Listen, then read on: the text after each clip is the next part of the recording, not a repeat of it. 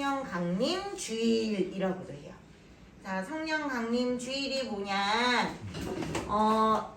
예수님이 부활하시고 50일째 되는 날. 50일째 되는 날, 뭐 오순절이라고도 하는데 뭐 여러 가지 구약 전통 때부터 지켜오던 어떤 절기 중에 하나예요. 그런데 우리의 기준에서 예수님이 부활하시고는 열흘째, 예수님이 십자가에 죽으시고는 50일째 되는 날. 그렇게 예수님이 헷갈렸네. 예수님이 부활하시고 50일, 그 다음에 예수님이 하늘로 올라가시고 열흘째 되는 날. 미안해요. 자꾸 헷갈리게 말해서. 자, 처음 말한 대로 예수님이 부활하시고 50일째 되는 날이 맞고, 예수님이 하늘로 올라가시고는 열흘째 되는 날. 그게 바로 성령 강림 주일이에요. 자, 성령님은 어떤 분이라고 그랬죠? 예수님이 하나님께로 갔을 때 하나님이 보내주시겠다 약속하신 하나님의 영이에요. 말 그대로. 성령님은 하나님일까요? 하나님이 아닐까요? 하나님이에요.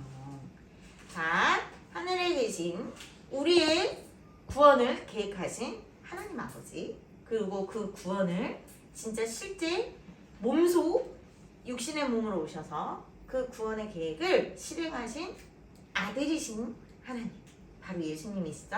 그리고 예수님이 십자가에 죽으시고 부활하셨어요. 그런데 그 사건으로 그냥 끝나요. 2000년 이후에 우리에게까지 아무 의미가 없다고 생각해보세요. 그러면 안 되겠죠?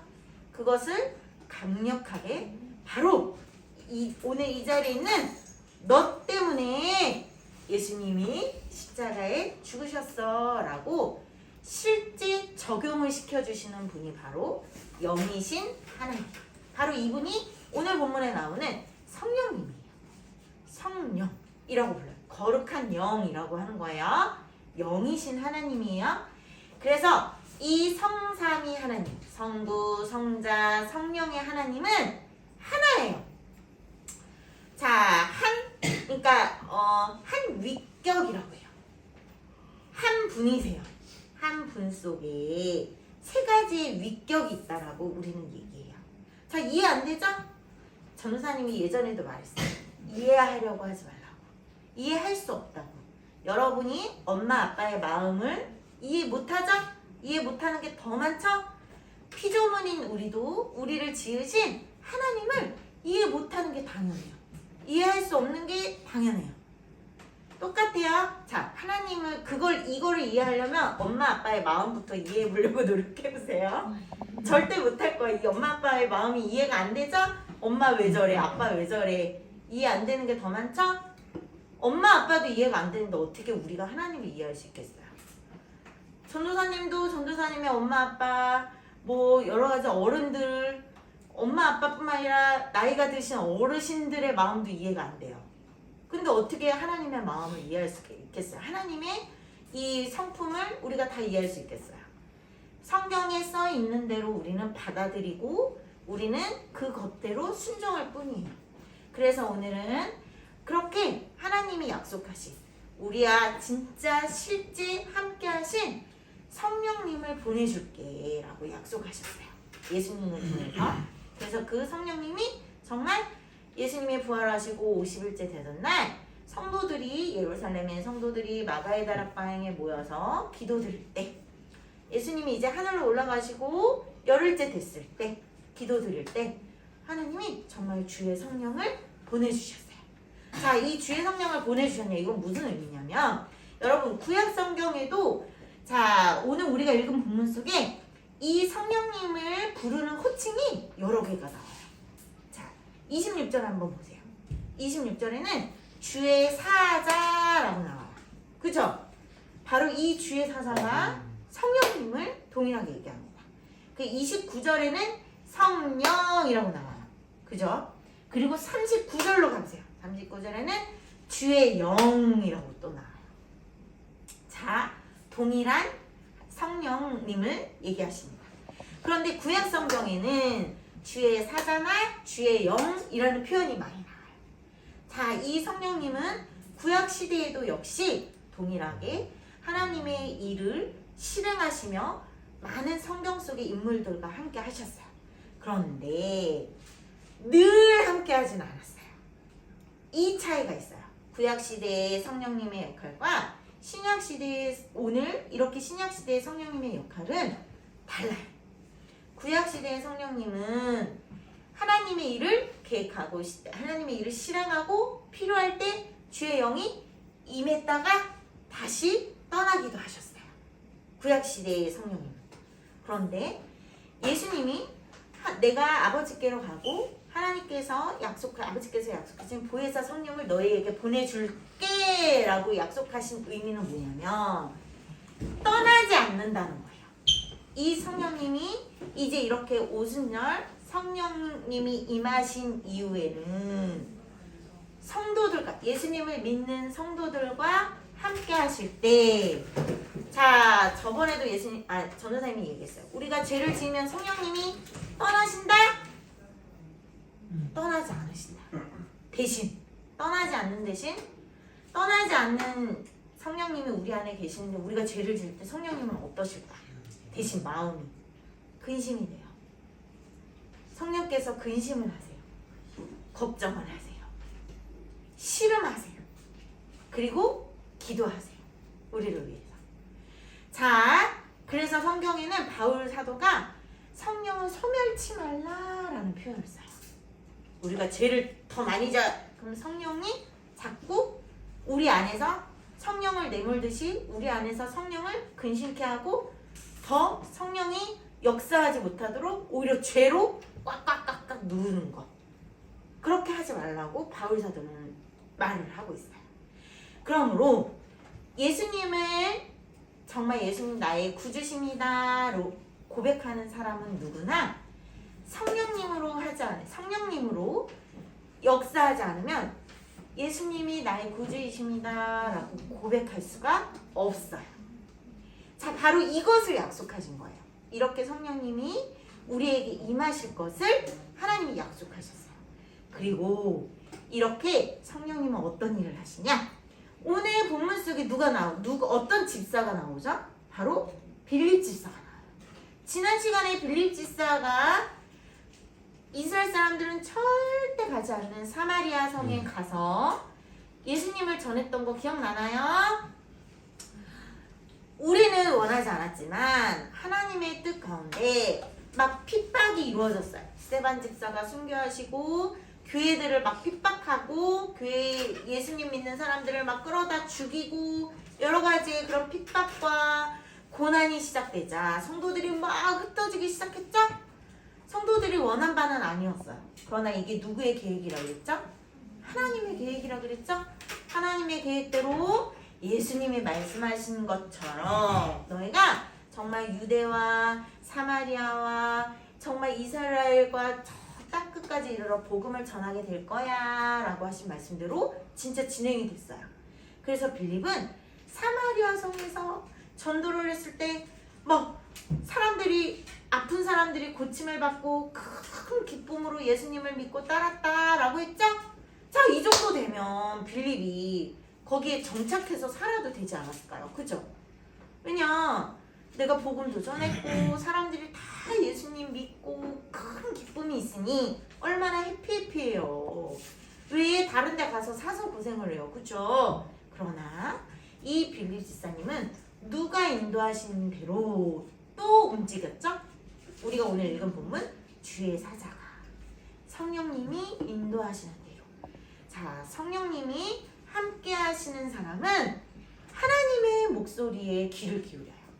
하나님의 목소리에 귀를 기울이고 하나님께서 말씀하시는 대로 움직여요. 자, 26절 우리 본문 보면 주의 사자가 빌립에게 말씀하셨어요. 말하여 이르되 일어나서 남쪽으로 향하여 예루살렘에서 가사로 내려가는 길까지 가라라고 명령하셨어요. 자, 남쪽으로 향하여 예루살렘에서 가사로 내려가는 그 길은 광야길이에요. 광야. 빌립은 잘 알고 있겠죠? 자기가 사는 나라, 자기가 사는 그 곳의 질이니까. 아니, 하나님 거기 왜 가라고 그러는 거야? 힘들어, 싫어요. 거기 물도 없고 나 지금 힘들어요. 피곤해요. 나 거기 못 가요. 우리는 충분히 그럴 수 있어요. 여러 가지 이유를 댈 수 있어요. 그쵸? 그런데 빌립은 어떻게 했을까요? 바로 즉시. 자, 27절 보세요. 일어나 가서 보니 라고 써있죠? 여기에서 일어나 갔다라는 것은 즉시 일어나 갔다. 뜸들이지 않고 알겠어요. 내일 갈게요. 저 잠 좀 자고 내일 갈게요. 내일. 이것도 아니에요. 그냥 즉시 일어나 갔다라는 거예요. 자, 성령께서는 우리에게 우리가 어떻게 행해야 될지를 말씀해 주세요. 여러분은 알고 있나요? 모르고 있나요? 당연히 모르겠죠. 언제? 성령님이 나한테 언제 말씀하셨어? 그런데 성령님은 이렇게도 얘기하세요.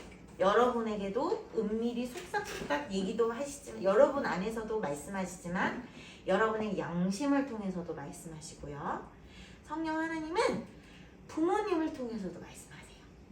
그리고 성령 하나님은 이렇게 우리가 예배를 드리면서 전도사님이 전하는 하나님의 말씀을 통해서도 말씀하시고 여러분이 성경을 읽을 때 그 성경을 읽는 그 말씀의 내용을 통해서도 하나님은 우리에게 계속 우리가 어떻게 행해야 될지 무엇을 해야 될지를 말씀하고 계세요. 우리가 알지만 안 듣고 무시하고 안 하고 싶을 뿐이에요. 잘 생각해 보세요. 자, 그런데 여기에 대한 우리는 반응이 없어요. 우리는 움직이지 않아요. 그리고 우리는 미뤄요. 내일 할게요. 내일 모레 할게요. 나중에 할게요. 엄마 놀다 와서 할게요. 이렇게 밀어요. 전도사님도 물론 어른들도 귀찮아. 내일 할게요. 미룰 때도 있어요. 자, 그러나 우리의 반응은 어때야 된다? 즉시. 곧바로. 그리고 하나님의 말씀대로 양심을 통해 말씀을 통해 주변 같은 믿음의 성도들을 통해서 하나님이 말씀하시는 것에 귀를 기울이고 우리는 그 방향으로 가야 되고 무엇을 행동해야 되는지 그 말씀대로 하나님이 말씀하시는 것대로 행동하고 하나님 말씀하시는 것대로 선택을 해야 돼요. 이것이 훈련이에요, 여러분. 그래서 빌립은 갔어요. 그 광야길로 갔어요. 그랬더니 누구를 만났냐면 에디오피아. 자, 우리가 이제 이스라엘 지중해 땅이 있고 그 남쪽 에디오피아는 이스라엘 이 당시는 그 자동차나 비행기가 없었으니까 뭐 낙타나 마차나 걸어서 가자면 에디오피아는 정말 먼 남쪽 나라예요. 에디오피아가 아프리카에 있죠. 자, 아프리카에 있는 아주 먼 남쪽 나라예요. 그런데 거기에 그 에디오피아 여왕 간다게라는 여왕의 국고를 맡은 관리인, 그러니까 어떤 총리나 마찬가지예요. 우리가 애굽에서 요셉이 총리였죠. 그 역할과 마찬가지예요. 그럼 총리 관리를 맡은 내시가 하나님의 복음을 들었나 봐요. 하나님에 대해서 알았었나 봐요. 그래서 하나님에 대해서 알았고 나는 이스라엘 그 예루살렘이라는 곳에 가서 예배를 드리고 와야지 하고 예배를 드리러 예루살렘에 왔다가 자, 이 당시는 여러분 파피루스라고 들어봤어요? 네, 이렇게 막 둘둘둘둘 말린 아주 고대 옛날 책, 글씨가 써있는 그런 책, 파피루스 같은. 자, 그럼 그거는 그 옛날에 비쌌을까요? 안 비쌌을까요? 네, 비싸요. 지금은 책이 그렇게 비싸지 않아요. 그렇게 비싸지 않음에도 불구하고 우리는 책을 사지 않죠? 자, 그런데 그 옛날에는 그 파피루스라는 책이 엄청 비싸요. 정말 부유한 사람이 아니면 살 수가 없어요. 그런데 당연히 국고를 맡은 관리인이 이 정도 재력은 되겠죠. 그래서 하나님의 말씀에 대한 열정은 있었어요. 그래서 이사야 선지자가 쓴 여러 책 중에 이렇게 복사본이 여러 개가 있겠죠. 그 이사야 선지자의 책 파피루스 책을 들고 읽고 있었나 봐요. 그런데 이 내용이 너무 어려워요. 사실 이사야 선지자의 지금도 이사야서는 어려운 책이에요. 그런데 이 부분을 읽고 있었어요. 그것도 어떻게 읽고 있었냐. 자, 이 책을 읽는데 빌립이 이 광야에서 이 관리 내시인을 마주쳤을 때에 성경을 읽고 있네 라고 알아차렸어요. 자, 이 내시는 성경을 어떻게 읽었을까요? 당연히 큰 소리로 읽고 있었겠죠. 그러니까 빌립이 성경을 읽고 있네 라는 것을 알았겠죠. 자, 그래서 전도사님이 이걸 또 들었어요. 전도사님이 이 본문을 공부하다가 어떤 신학 교수님이 그런 말씀하시더라고요. 성경은 속으로 조용히 읽는 것보다 큰 소리로 읽으래요. 그런데 이 말씀을 우리 신년 1월에 우리 강현수 목사님도 이 말씀을 하셨었어요. 성경을 큰 소리로 읽어야 더 은혜가 넘친대요. 그런데 이 교수님도 이런 말씀을 하세요. 큰 소리로 성경을 읽을 때 성경은 더 생명력, 하나님의 생명의 말씀이기 때문에 우리가 그 큰 소리로 성경을 읽다 보면 그것이 그 들리는 말씀 속에 우리의 심령이 더 깊이 들어갈 수가 있대요. 살아있는 그 말씀 속에. 그래서 이 당시 이 얘기를 왜 하셨냐? 여러분, 예수님이 계신 이 당시에는 어떤 문화가 있냐면 성경을 큰 소리로 읽는 게 당연한 거였대요. 파피루스라는 그 책 자체가 비싸다 그랬죠? 누구나 갖고 있지 않았어요. 우리는 누구나 성경책이 있어요. 그죠? 근데 그 당시에는 누구나 성경책이 없었기 때문에 회당에서 한 명이 큰 소리로 성경을 읽으면 온 사람들이, 온 백성들이 성경을 계속 귀를 기울여 듣는 것이 이 당시의 문화였거든요. 그런데 이렇게 큰 소리로 봉독되는 성경을 내 귀로 들을 때 더 큰 그 생명력 있는 하나님의 말씀의 역사가 성령님으로 말미암아 우리의 심령 속에 들어오는 것이 성경의 원리래요. 오, 되게 놀랍죠? 자, 그래서 여러분도 집에서 성경을 읽을 때 큰 소리로 읽는 것을 훈련해 보세요. 그래서 이 관리 내시가 성경을 읽고 있을 때 성령님이 29절 보세요. 성령이 빌립에게 또 명령하고 계세요. 자, 뭐라고 명령하시죠? 수레로 가까이 나아가라 라고 명령하세요. 자, 아까 전도사님이 얘기했어요. 내가 무엇을 해야 될지 모를 때, 무엇을 선택해야 될지 모를 때 누가 말씀하신다고요? 하나님. 우리 안에 계시는 하나님, 바로 성령님이 우리에게 늘 말씀하고 계세요. 누구야, 지금 뭘 해야지.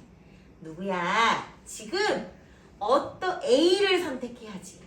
B를 선택하면 안 돼. 라고 늘 말씀하고 계시는데 우리는 어떻게 한다? 즉시 하는 게 아니라 어떻게 한다? 무시한다.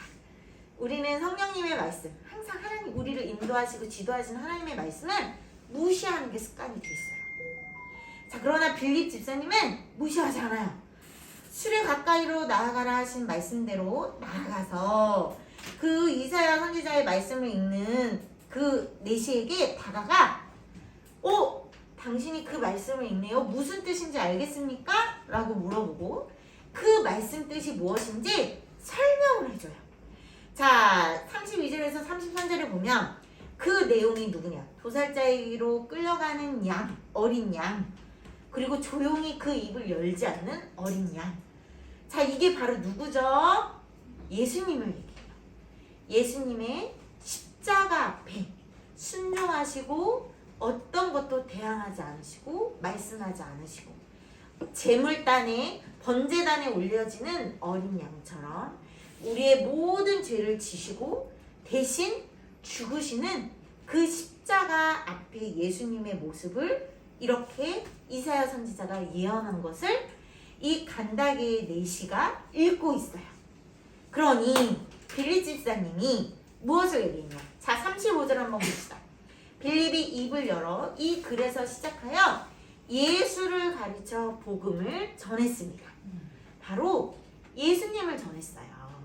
자, 복음은 예수님 자체예요. 복음은 예수님에 대해서 전하는 거예요.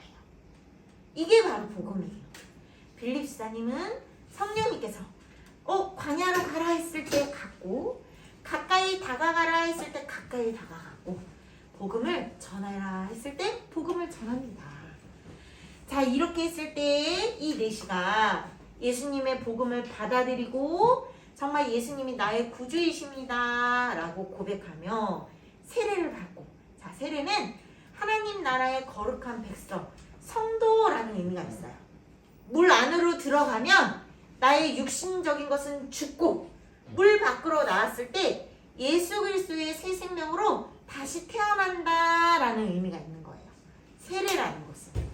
그러므로 나는 예수님으로 말미암아 다시 태어났습니다라는 의식이 바로 세례인데, 이 내시가 즉시 세례도 받고 기쁨으로 나는 예수님의 이제 예수님의 믿는 제자이고 하나님 나라의 백성임을 고백하며 자기의 나라로 돌아가요. 자, 생각해보세요. 한 명의 예수님을 믿는 사람이 그 나라로 돌아갔을 때 어떤 일이 일어나겠어요? 그 에디오피아라는 나라에 복음을 전하지 않았겠어요? 또 먼 곳에 예수님이 전해지지 않았겠어요? 그죠? 자, 그래서 하나님께서는 어떤 것을 말씀하시냐? 우리가 지난 시간에도 말했던 사도행전 1장 8절.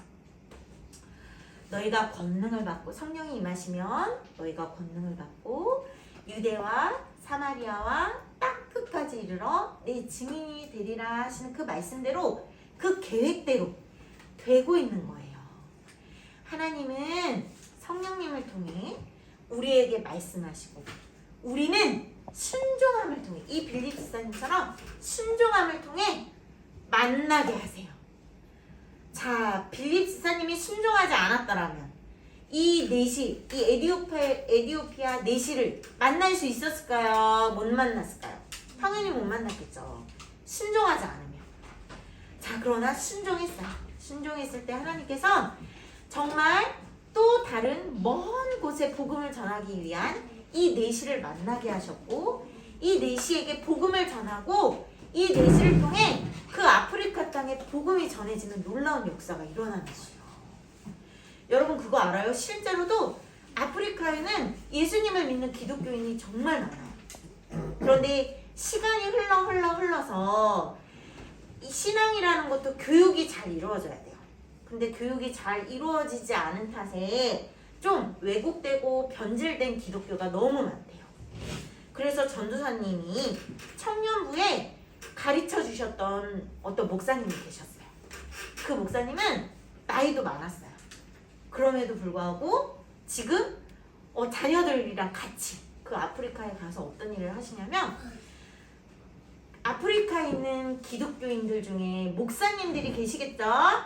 그 현지 아프리카 목사님들을 다시 신학 훈련을 시키는 사역을 하시는 분들도 있더라고요.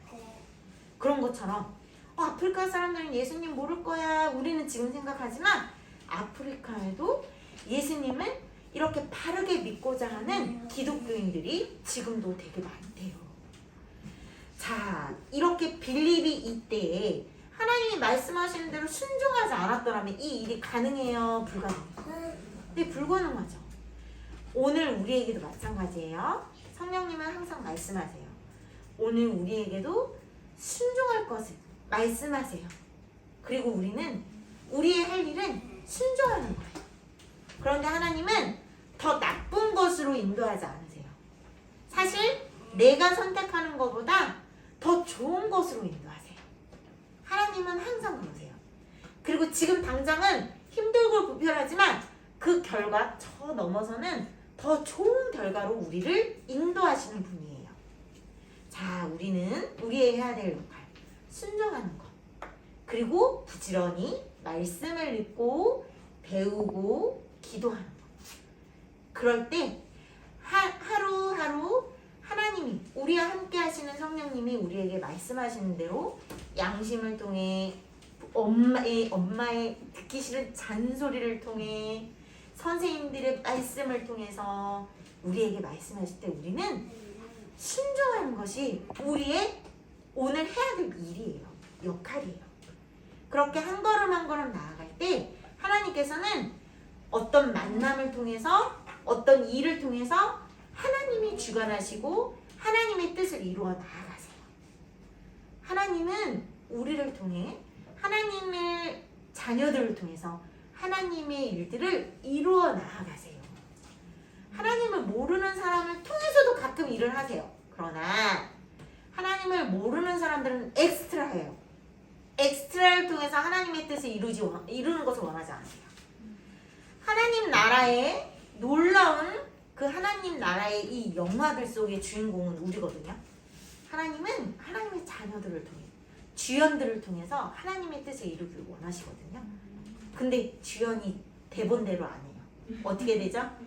자, 드라마 한 편이 자, 전도사님이 눈물의 여왕 너무 좋아했어요. 드라마 한 편이 시청률이 엄청 높았어요.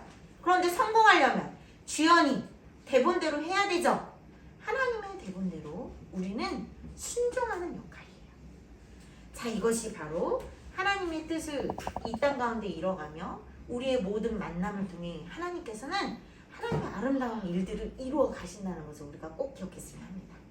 자, 기도할게요. 하나님 감사드립니다. 우리 한 사람이 하나님의 그 말씀에 세밀한 음성에 순종했을 때 하나님께서는 하나님의 놀라운 뜻을 이루어 가신다는 것을 우리가 빌립 집사님을 통해 배웠습니다. 또 성령님께서는 늘 우리에게 그렇게 양심을 통해 말씀을 통해 주변 어른들을 통해서 우리의 환경을 통해 성령님께서는 우리에게 더 좋은 길로 말씀하고 계신다는 것을 우리가 조금이라도 정말 배웠습니다. 그러니 우리가 삶 속에서 느끼게 하시고 깨닫게 하시고 우리와 함께 하시는 그 성령님을 기억하며 기도하며 말씀을 배우고 말씀을 우리가 실천하기 위해 노력할 수 있는 저희들이 되도록 도와주세요. 감사드리며 예수님의 이름으로 기도드립니다. 아멘.